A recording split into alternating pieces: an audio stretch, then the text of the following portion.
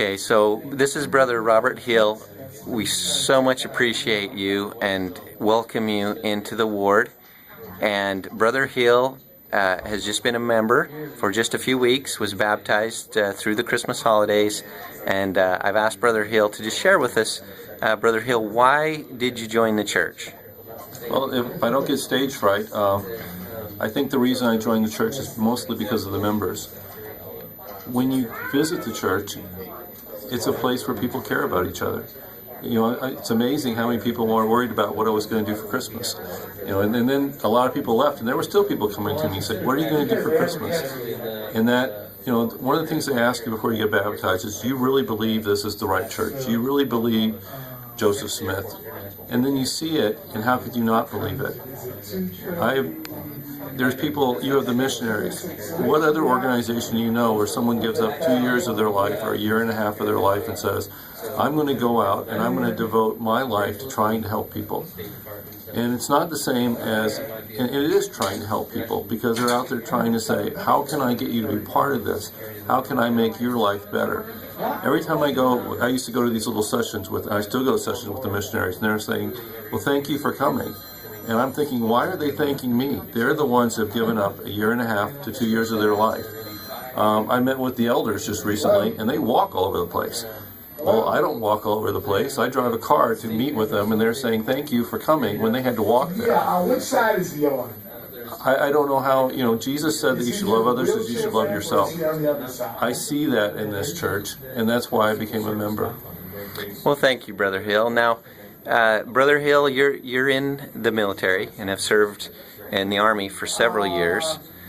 How does the gospel affect what you're doing now in your career? Is it a positive or a negative? Have you noticed anything that's affected you negatively by joining the church?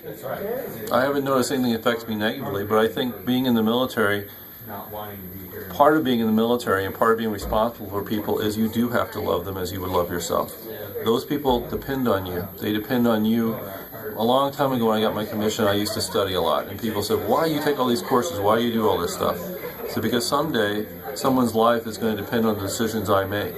And the place I work now, mostly staff kind of work, but that work is still affecting people's lives. And in the church, you have people, you have the bishop.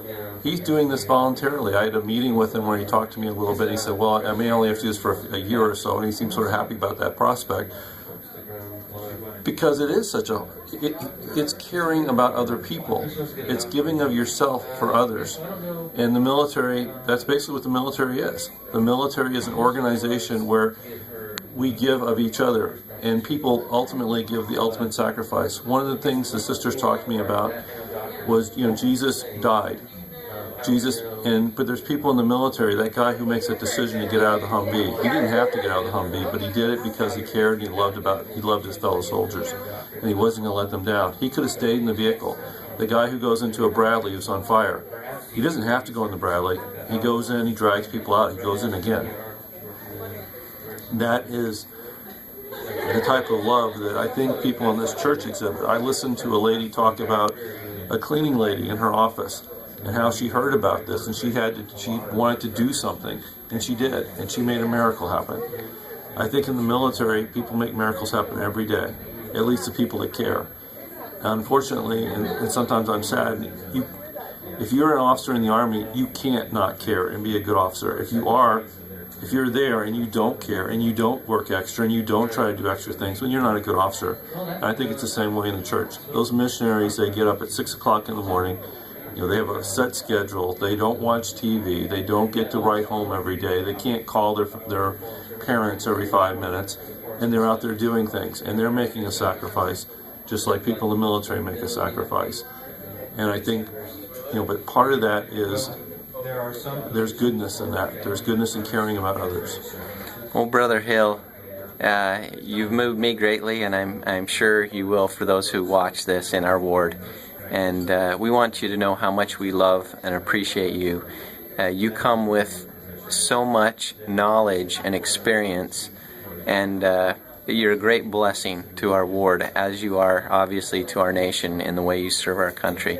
Thank you very much, Brother Hill. Thank you, sir.